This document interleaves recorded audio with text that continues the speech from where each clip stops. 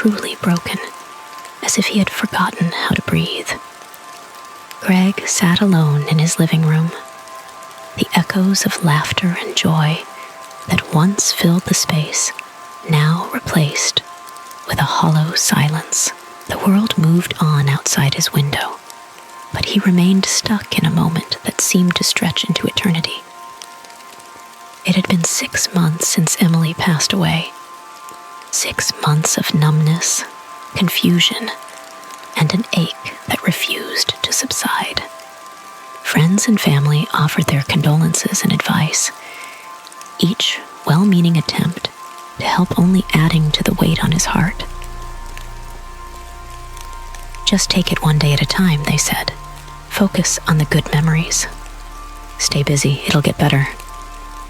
But nothing seemed to fill the void. He drifted through his days like a ghost, unable to find joy in the things that once brought him happiness. Nights were the hardest, the quiet darkness amplifying his sense of loss.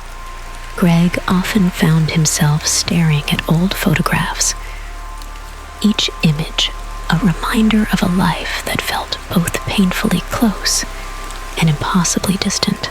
Emily's smile, her laughter, the way she lit up a room, it all felt like it belonged to another world.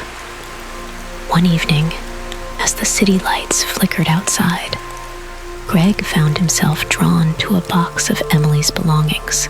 It had been untouched since her passing. A silent sentinel of memories. He opened it slowly, his hands trembling. Inside, he found her favorite book, a collection of letters, and a small, intricately carved music box. He turned the crank of the music box, and a familiar tune filled the room. It was a song they had danced to on their wedding night. Tears welled up in his eyes, and for the first time in months, he let them fall freely. As the music played, Greg allowed himself to remember. He remembered their first date, the way they laughed until they cried. He remembered their adventures, the quiet moments, the dreams they had shared, and he remembered the love that had bound them together. A love that death could not erase. In those moments of reflection, something shifted within Greg. He realized that in trying to move forward, he had been denying himself the chance to truly grieve. He had been so focused on surviving that he had forgotten to live, to feel, to remember. The following days were not easier, but they were different. Greg began to embrace his grief, allowing himself to feel the pain, the sadness, and also the joy of the memories he cherished. He visited places they had loved, listened to their favorite songs, and talked about Emily with those who knew her best. One afternoon, while sitting in the park where they had spent so many happy days, Greg felt a sense of peace.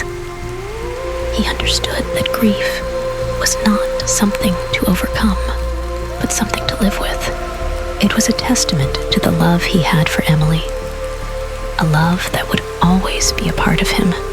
As he watched the sunset, painting the sky in hues of orange and pink, Greg felt Emily's presence, not in a mystical sense, but in the way her memory had shaped him, in the love that continued to guide him. He realized that he was not alone. He carried her with him in every step he took. Greg stood up, a newfound strength in his heart. He knew the road ahead would still be painful, but he also knew he had the courage to face it. He had learned to find joy in the memories, to honor the past while embracing the future. Grief is not a path to be conquered, but a journey to be embraced. It is a reflection of the love we hold, a testament to the bonds that death cannot sever. In remembering, we find strength, and in living, we honor honor those we have lost.